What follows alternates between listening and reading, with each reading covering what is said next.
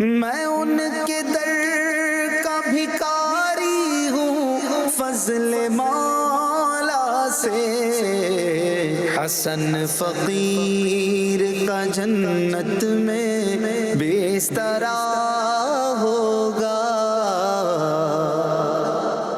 الحمدللہ رب العالمین والصلاة والسلام علی خاتم النبیین، اما بعد فاعوذ باللہ من الشیطان الرجیم، بسم اللہ الرحمن الرحیم۔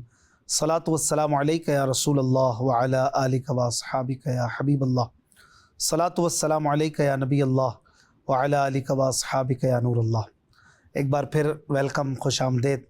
پروگرام ہے کلام شہنشاہ سخن، یعنی کلام مولانا حسن رضا خان حسن رحمۃ اللہ علیہ، جو کہ ذوق نعت کے نام سے مکتبۃ المدینہ نے پبلش بھی کر دیا ہے، اور بڑا ہی خوبصورت نعتوں پر مشتمل آپ کے دیوان کو پڑھا اور دیکھا جا سکتا ہے۔ اس کی ترتیب وار کلاموں پر تشریحات کا اور نعت وغیرہ سنانے کا سلسلہ جاری ہے۔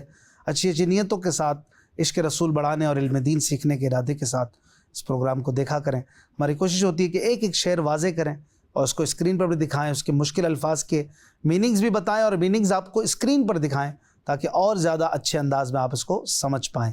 اور ابھی تک ذوق نعت کے کئی کلام ہو چکے ہیں، اور ردیف کے اعتبار سے، ردیف یعنی جو کلام ہوتا ہے، جو نعت ہوتی ہے، اس کا جو آخری حرف ہوتا ہے، اس کے اعتبار سے نارملی جو ہے بکس ان کو ترتیب دیا جاتا ہے۔ تو الف، بے، پے اور تے تک جو ہیں کلام ہو چکے ہیں۔ اب جو ردیف آ رہی ہے وہ آ رہی ہے سے۔ اب جو ہے وہ سے والا کلام آج ہم سنیں گے، جو سے کے ردیف پر ختم ہوگا۔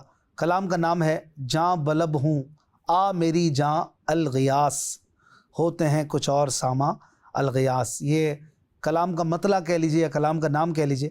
بڑا ہی خوبصورت کلام ہے، ایک شاہکار، ایک ماسٹر پیس ہے مولانا حسن رضا خان صاحب کے کلاموں کا۔ اس میں تقریباً 65 اشعار ہیں، 65 اشعار ہیں، اور یہ ہم کوشش کریں گے کہ 4 پروگرامز میں ان کو ہم واضح کر سکیں، بیان کر سکیں۔ اللہ پاک قبول فرمائے۔ رسول پاک صلی اللہ علیہ وآلہ وسلم کا فرمان عالی شان ہے، تم جہاں بھی ہو مجھ پر درود پڑھو کہ تمہارا درود مجھ تک پہنچتا ہے۔ صلو علی الحبیب صلی اللہ علی محمد صلی اللہ علیہ وآلہ وسلم۔ آئیے ناظرین، حسب معمول پہلے آپ کو کچھ اشعار طرز میں سنائیں، پھر انشاءاللہ ان کی وضاحت سنیں گے۔ صلو علی الحبیب صلی اللہ علی محمد صلی اللہ علیہ وسلم۔ جاں بلب ہوں آ میری جاں الغیاس، جاں بلب ہوں آ میری جاں الغیاس، ہوتے ہیں کچھ اور ساما الغیاس، ہوتے ہیں کچھ اور ساما الغیاس، درد مندوں کو دوا ملتی نہیں، درد مندوں کو دوا ملتی نہیں، اے دوائے درد مندہ الغیاس، دوائے درد مندہ الغیاس، ہوتے ہیں کچھ اور ساما الغیاس، جان سے جاتے ہیں بیچارے غریب، جان سے جاتے ہیں بیچارے غریب، چارہ فرمائے غریباں الغیاس، چارہ فرمائے غریباں الغیاس، جاں بلب ہوں آ میری جاں الغیاس، حد سے گزری درد کی بے دردیاں، حد سے گزری درد کی بے دردیاں، درد سے بے حد ہوں نالا الغیاس، درد سے بے حد ہوں نالا الغیاث، جاں بلب ہوں آ میری جاں الغیاث، بے قراری چین لیتی ہی نہیں، بے قراری چین لیتی ہی نہیں، اے قرار بے قرارا الغیاث، اے قرار بے قرارا الغیاث، جاں بلب ہوں آ میری جاں الغیاث، حسرت دل میں بہت بے چین ہے، حسرت دل میں بہت بے چین ہے، گھر ہوا جاتا ہے زندہ الغیاث، گھر ہوا جاتا ہے زندہ الغیاث، جاں بلب ہوں آ میری جاں الغیاث، خاک ہے پامال میری کو بکو، خاک ہے پامال میری کو بکو، اے ہوائے کوئے جانا الغیاث، اے ہوائے کوئے جانا الغیاث، جاں بلب ہوں آ میری جاں الغیاث، المدد اے زلف سرور، المدد المدد اے زلف سرور، المدد ہوں بلاؤں میں پریشاں الغیاث، ہوں بلاؤں میں پریشاں الغیاث، جاں بلب ہوں آ میری جاں الغیاث۔ آئیے ناظرین اب ان اشعار کی وضاحت سنیں، صلو علی الحبیب صلی اللہ علی محمد۔ جی مدنی چینل کے ناظرین، آپ نے تقریباً 8 شعر طرز میں سنے۔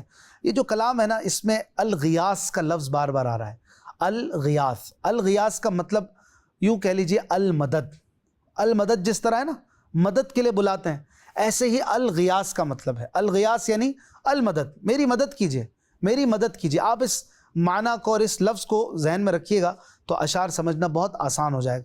الغیاث مانے المدد، میری مدد کیجئے۔ اور اس میں نبی کریم صلی اللہ علیہ وآلہ وسلم اور آپ سے نسبت رکھنے والی اشیاء، اور اسپیشلی آپ صلی اللہ علیہ وآلہ وسلم کے وجود پاک، آپ کے جسم پاک کے مختلف اعضاء سے مدد مانگی گئی ہے۔ استغاثہ ہے کبھی بالوں کی بارگاہ میں، کبھی ابرو کی بارگاہ میں، کبھی پلکوں کی بارگاہ میں، کبھی سر، کبھی پیشانی، کبھی انگلیاں، کبھی ناخن، کبھی پورے، کبھی ہتھیلی، کبھی سینہ مبارک، کبھی داڑھی۔ آپ کو ہر عضو پاک سے استغاثے کے طور پر تقریباً اس کلام میں ایک شعر ملے گا، اور آپ حیران ہو جائیں گے کہ جو شعر آپ نے عرض کیا ہے اور جس عضو کی بارگاہ میں حاضری ہے، تو اس میں جو اپنی تکلیف کا بیان ہے، اس میں بھی الفاظ کا چناؤ اسی طرح کا ہے کہ جیسے کہ آپ کو اس عضو سے ملتے جلتے الفاظ ملیں گے، اور آپ جب سنیں گے تو آپ کو اور زیادہ یہ بات میری سمجھ میں آئے گی کہ جیسے مثال کے طور پر جب پلک کی بات ہو رہی ہے، پلکوں کی، تو پلکوں سے پہلے جو اپنی تکلیف کی بات ہو رہی ہے اس میں پھانس کی بات کی ہے، پھانس جو لکڑی سے نکل کر چپ جاتی ہے نا ہاتھ میں، وہ بھی پلکوں کی طرح ہی ہوتی ہے۔ آپ دیکھیں پھانس کو رکھیں اور پلک کبھی ٹوٹی ہوئی رکھیں کسی سامنے ٹیبل پر، تو آپ کو دونوں سیم جیسی لگیں گی۔ تو پلک کی جب بات ہوگی تو پلکوں سے یہ عرض کرتے ہیں کہ میرے دل میں علم کی پھانس چبھی ہوئی ہے۔ تو اب کتنا سملر ورڈ اور کہیں پہ سملر معنی، یہ ایک خوبصورتی کو بڑھاتے بھی ہیں اور اظہار بیان بہت خوبصورت ہو جاتا ہے، بڑا حسین ہو جاتا ہے۔ یہ چیز آپ کو اس کلام میں دیکھنے کو ملے گی۔ پہلے شعر میں کہتے ہیں، جاں بلب ہوں آ میری جاں الغیاث۔ جاں بلب یعنی جس کی جان نکلنے والی ہو، لب سے ہے یہ، لب، بلب، لب کے پاس جس کی جان ہو یعنی روح نکلنے والی ہو، اس کو کہتے ہیں جاں بلب، یعنی جس کے لبوں کے پاس اس کی روح پڑی ہے، ابھی مرا کہ ابھی مرا، کہہ رہے ہیں میں بھی جاں بلب ہوں، مرنے ہی والا ہوں، اتنا پریشان ہوں، اتنی سختیوں میں ہوں کہ جیسے کہ میں مرنے ہی چلا ہوں، میری جان نکلنے والی ہے، میری جان، آپ میری جان ہیں۔ حضور علیہ الصلوۃ والسلام سے عرض کر رہے ہیں المدد، آپ آئیے میرے پاس، میری جان آ جائیے، الغیاث، اور آ کر میری مدد کیجیے۔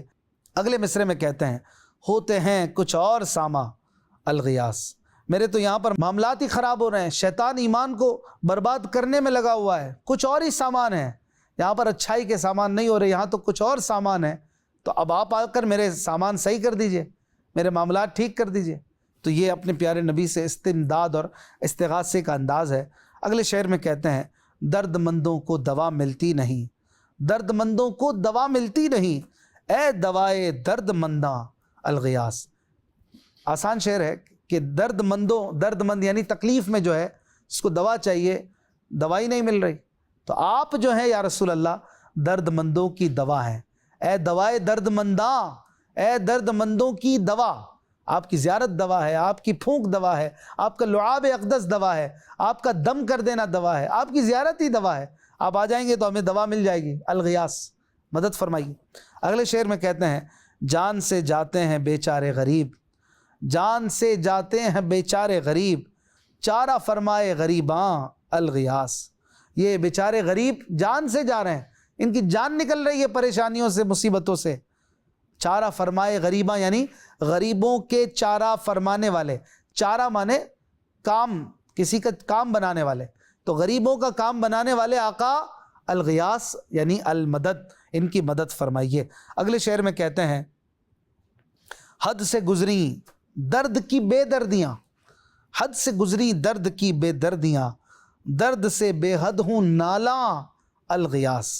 حد سے گزری یعنی کہ بہت زیادہ ہو گئیں، درد کی بے دردیاں، جو مجھے درد ہیں، جو میری ٹینشنیں ہیں، جو مجھے تکلیفیں ہیں، اس کی بے دردیاں، بے دردی یعنی ظلم اور اس کی تکلیف جو ہے یہ بہت زیادہ ہو گئی ہے، تو آپ جو ہیں میری مدد فرمائیے کہ میں درد سے بے حد ہوں نالا، نالا یعنی پریشان، میں درد سے بہت زیادہ پریشان ہوں۔ اب یہ کون سا درد ہے؟ یہ ٹینشنیں ہیں آخرت کی، آخرت میں کیا ہوگا، میرے گناہ، میری قبر، میری آخرت، اللہ والوں کے تو یہی درد ہوتے ہیں، اور اگر ہم اپنی بات کریں تو ہمیں دنیاوی ٹینشن کوئی کم ہے، اور بہت سارے درد ہیں، کسی کو شوگر ہے بیچارہ، کوئی کینسر کا مریض ہے، کوئی بلڈ پریشر میں پریشان ہے، کوئی ہارٹ کے مسائل ہیں، اتنے سارے درد ہیں، یا رسول اللہ مدد فرمائیے، ان غریبوں کی بھی دستگیری فرمائیے۔ یہ ہمارے حال پر بھی فٹ آتا ہے۔ اگلے شعر میں کہتے ہیں بے قراری چین لیتی ہی نہیں، بے قراری چین لیتی ہی نہیں، اے قرار بے قراراں الغیاث۔ یہ میری بے قراری مجھے چین نہیں لینے دیتی، ہر لمحے پریشان ہوں، کبھی یہ ٹینشن ہے، کبھی وہ پریشانی ہے، یا رسول اللہ آپ بے قراروں کا قرار ہیں، جو ٹینشن میں ہوتے ہیں، بے قرار ہوتے ہیں، آپ ان کا قرار بن جاتے ہیں، آپ کے پاس آتے ہیں یا آپ ان کے پاس آتے ہیں تو مسئلے حل ہو جاتے ہیں۔ تو اے قرار بے قراراں الغیاث، مدد فرمائیے اور ہماری دستگیری فرمائیے۔ اگلے شعر میں کہتے ہیں حسرتیں دل میں بہت بے چین ہیں، حسرتیں دل میں بہت بے چین ہیں، گھر ہوا جاتا ہے زندہ الغیاث۔ یا رسول اللہ یہ میرے دل میں بڑی حسرتیں ہیں، بہت سارے میری تمنائیں ہیں، حج بھی کروں، عمرہ بھی کروں، مدینہ بھی دیکھوں، آپ کی بھی زیارت کروں، آپ کی شفاعت بھی مل جائے، گناہوں سے بھی بچوں، بہت سارے حسرتیں ہیں، اب دل بے چین ہے، یہ حسرتیں پوری نہیں ہو رہی، یہ میرا دل، یہ میرا جو دل ہے، ہو سکتا ہے گھر سے مراد شعر میں دل ہو، یہ میرا دل زندہ بن گیا ہے، زندہ مانی قید خانہ، کس کا؟ حسرتوں کا قید خانہ، کے جس میں حسرتیں دب کے رہ گئی ہیں، تو یہ بھی مراد ہو سکتی ہے، اور ہو سکتا ہے کہ گھر ہوا جاتا ہے زندہ، زندہ یعنی قید خانہ، اس سے مراد اپنا گھر ہو، میرا گھر میرے لیے قید خانے کی طرح بن چکا ہے، کہ جیسے قید خانے میں قیدی ٹینشن اور پریشانی میں ہوتا ہے، ایسے ہی میں بھی پریشان ہوں، الغیاث میری مدد فرمائیے اور مجھے آزاد کر دیجئے۔ اگلے شعر میں کہتے ہیں خاک ہے پامال میری کو بکو، اے ہوائے کوے جانا الغیاث۔ کوے جانا یعنی محبوب کا شہر، اور یہاں سے مراد مدینہ پاک کی ہوا ہے، مدینہ پاک کی ہوا سے مدد کی درخواست کی جا رہی ہے کہ اے مدینہ کی ہوا، جیسے ہوا خاک کو اڑاتی ہے نا، مٹی اڑاتی ہے، ایسے کہہ رہے ہیں میری خاک جو ہے یہ تو ذلیل اور رسوا ہو رہی ہے. یہاں خاک سے مراد اپنا وجود ہے، اپنا جسم ہے، اپنی ذات ہے، کہ میری خاک تو کو بکو پامال ہو رہی ہے. کو بکو یعنی جگہ جگہ، ادھر بھی ادھر بھی، جہاں جاتا ہوں پامال یعنی ذلیل، رسوا ہونا، خراب ہونا، یعنی میری ذات ہر جگہ خراب ہو رہی ہے. جہاں رہتا ہوں پریشان، جہاں جاتا ہوں ذلیل ہوتا ہوں، جہاں پہنچتا ہوں وہاں خوار ہوتا ہوں. اے مدینے کی ہوا میری ذات کو ذرا تازگی تو بخشنا. مولانا حسن رضا خان صاحب ایک اور جگہ پہ کہتے ہیں نا، اے مدینے کی ہوا دل میرا افسردہ ہے، سوکھی کلیوں کو کھلا جاتا ہے جھونکا تیرا. تو یہ بھی مدینہ پاک کی ہوا سے التجا ہے کہ اے ہوا اے کوئے جانا الغیاث میری مدد کر. اگلے شعر میں کہتے ہیں المدد اے زلف سرور المدد، ہوں بلاؤں میں پریشاں الغیاث. اب زلف مبارک سے استغاثہ ہے، ان سے عرض ہے کہ اے آقا کی مبارک گیسو اور زلف میری مدد کیجئے. ہوں بلاؤں میں پریشاں، میں بلاؤں میں پریشان ہوں، بلاؤں سے گھرا ہوا ہوں، میری مدد کریں اور مجھے ان پریشانیوں سے نکالیں. اب دیکھیں زلف اور پریشانی اس کا ایک تعلق ہوتا ہے نا، محاوروں میں بھی استعمال ہوتا ہے زلف پریشاں. تو زلفیں جو ہوتی ہیں بکھری ہوئی جب ہوتی ہیں تو یہ بھی ایک علامت ہوتی ہے، جس کے بال بکھرے ہوں اور بالکل پرا گندا سا نظر آئے وہ بھی پریشان ہونے کی علامت ہوتی ہے، کہ اس کے پاس تو بالکل وقت ہی نہیں ہے کہ بال بھی سنوارے، اتنا ہوش ہی نہیں ہے، اتنا پریشان ہے. تو نبی کریم صلی اللہ علیہ وآلہ وسلم کی زلفوں سے استمداد ہے کہ میں پریشان زلف کی طرح ہوں اور آپ سنوری ہوئی زلف ہیں، آپ میری مدد کر کے میرا کام بنا دیجئے. یہاں پر 8 شعر مکمل ہوئے. آئیے ناظرین مزید کچھ اشعار آپ کو طرز میں سنائیں، پھر انشاءاللہ ان کی وضاحت بھی سنیں گے. صلو علی الحبیب صلی اللہ علی محمد. جاں بلب ہوں آ میری جاں الغیاس، ہوتے ہیں کچھ اور ساما الغیاس. دل کی الجھن دور کر گیسوئے پاک، دل کی الجھن دور کر گیسوئے پاک. اے کرم کے سنبلستاں الغیاس، اے کرم کے سنبلستاں الغیاس. جاں بلب ہوں آ میری جاں الغیاس. اے سر پر نور اے سر خدا، اے سر پر نور اے سر خدا. ہوں سراسیما پریشان الغیاس، ہوں سراسیما پریشان الغیاس. جاں بلب ہوں آ میری جاں الغیاس. غمزدوں کی شام گئے تاریک رات، غمزدوں کی شام گئے تاریک رات. اے جبی اے ماہ تاباں الغیاس، اے جبی اے ماہ تاباں الغیاس. جاں بلب ہوں آ میری جاں الغیاس. اب روے شاہ کاٹ دے زنجیر غم، اب روے شاہ کاٹ دے زنجیر غم.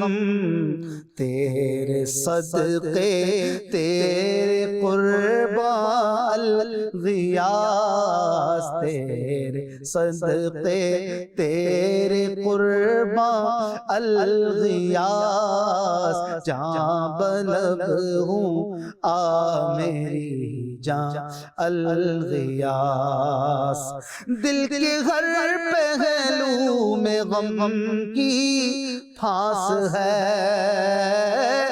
دل کے ہر پہلو میں غم کی پھانس ہے، میں فدا مژگان جانا الغیاث، میں فدا مژگان جانا الغیاث، جاں بلب ہوں آ میری جاں الغیاث، چشم رحمت آ گیا آنکھوں میں دم، چشم رحمت آ گیا آنکھوں میں دم، دیکھ حال خستہ حالاں الغیاث، دیکھ حال خستہ حالاں الغیاث،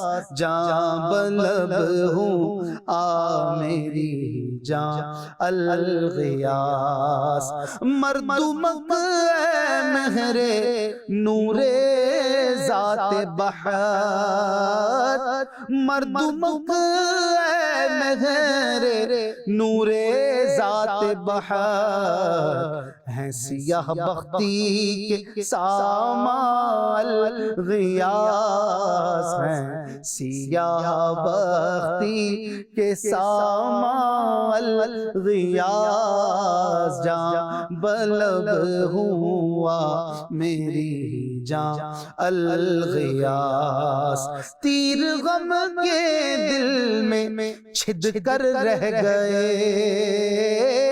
تیر غم کے دل میں چھد کر رہ گئے، اے نگاہ مہر جانا الغیاث، اے نگاہ مہر جانا الغیاث، جاں بلب ہوں آ میری جاں الغیاث۔ آئیے ناظرین اب ان اشعار کی وضاحت سنتے ہیں، صلو علی الحبیب صلی اللہ علیہ وسلم۔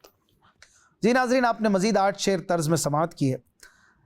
اس کلام کے 9ویں شعر میں شہنشاہ سخن کہتے ہیں، دل کی الجھن دور کر گیسوئے پاک، اے کرم کے سنبلستاں الغیاث۔ سنبلستاں سے مراد حضور علیہ السلام کے مبارک بال ہی ہیں، لیکن سنبل کہتے ہیں نرم نرم گھاس کو، سنبلستہ جہاں پر بہت ساری گھاس اگی ہوئی ہو، بڑا کوئی باغ ہوتا ہے اس کو سنبلستاں کہتے ہیں، جیسے پھول جہاں کھلے ہوں انہیں گلستاں کہتے ہیں، اسے گلستاں کہتے ہیں۔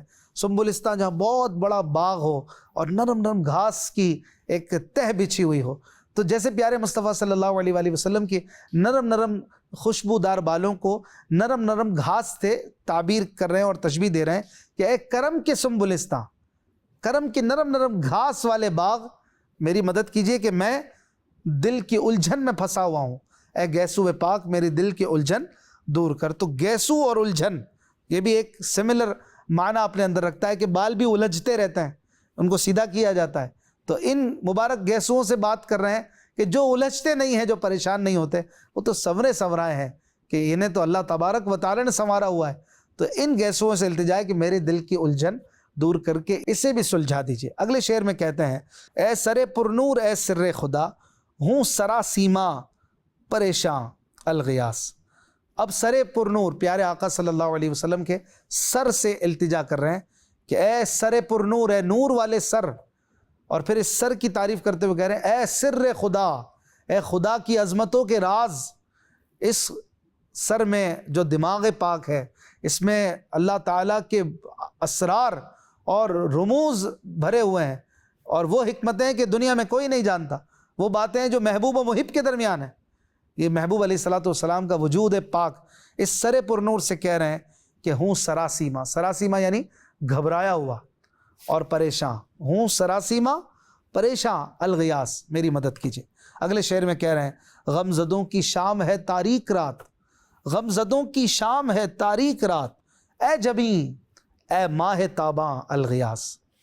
جبیں کہتے ہیں پیشانی کو۔ اب پیشانی مبارک سے استغاثہ ہے کہ اے چمکدار روشن روشن پیشانی، ماہ تاباں یعنی روشن چاند جیسی پیشانی، اس سے التجا ہے کہ میری مدد کر کہ اس غم زدہ کی شام تاریک رات ہے، تاریک رات کی طرح ہماری زندگی ہو گئی ہے. ہماری شام سے مراد یہاں زندگی ہے کہ ہماری تو سب زندگی کالی ہو گئی, سیاہ ہو گئی ہے گناہوں کے میل سے, اور آپ کی پیشانی چمکدار چاند جیسی, میری مدد کر دے. اگلے شعر میں کہتے ہیں اب روئے شاہ کاٹ دے زنجیر غم, تیرے صدقے تیرے قرباں الغیاس. ابرو یہ جو بال ہوتے ہیں آنکھوں کے اوپر, پلکوں کے اوپر, اسے ابرو کہتے ہیں, بھویں بھی کہا جاتا ہے انہیں. تو ان سے گزارش کر رہے ہیں کہ اے پیارے مصطفیٰ کی ابرو کرم کر دیجئے اور زنجیر غم کو کاٹ دیجئے. بڑے لوگوں کو ہاتھ سے کام نہیں کرنا پڑتا, ان کو اشارہ کرنا ہوتا ہے, اور اشارہ جب کرتے ہیں تو بھویں ہلتی ہیں. تو اس اشارے کو جو ہے نا وہ بڑا شعراء نے استعمال کیا ہے اپنے محبوب کے اشارے کے طور پر. تو مولانا حسن رضا خان صاحب جو ہیں وہ حضور علیہ السلام سے عرض کر رہے ہیں کہ آپ ذرا اشارہ تو کر دیجئے کہ آپ کی ابرو کے اشارے سے میری زنجیریں ٹوٹ جائیں. آپ تو اشارہ کر دیں گے میرا کام بن جائے گا, تو زنجیر غم کٹ جائے گی, آپ کی بھووں کے میں قربان جاؤں, میری مدد فرما دیجئے. اگلے شعر میں کہتے ہیں دل کے ہر پہلو میں غم کی پھانس ہے, میں فدا مشگان جانا الغیاس. مشگاں کہتے ہیں پلکوں کو, جو آئی بروز ہوتی ہیں ان کو مشگاں کہتے ہیں فارسی میں, اور اردو میں بھی استعمال ہوتا ہے. اردو میں ویسے پلکیں بھی کہا جاتا ہے. تو پھانس اور پلک میں نے شروع میں بھی عرض کیا تھا کہ دیکھنے میں ملتی جلتی ہوتی ہیں. تو مبارک پلکوں سے التجا ہے کہ میرے دل کے ہر پہلو میں غم کی پھانس چبھی ہوئی ہے, یہ پھانس ذرا نکال دیجئے نا. آپ تو عظیم پلکیں ہیں, آپ اس غریب کا کام بنا دیجئے, الغیاس, اس کی مدد کر دیجئے.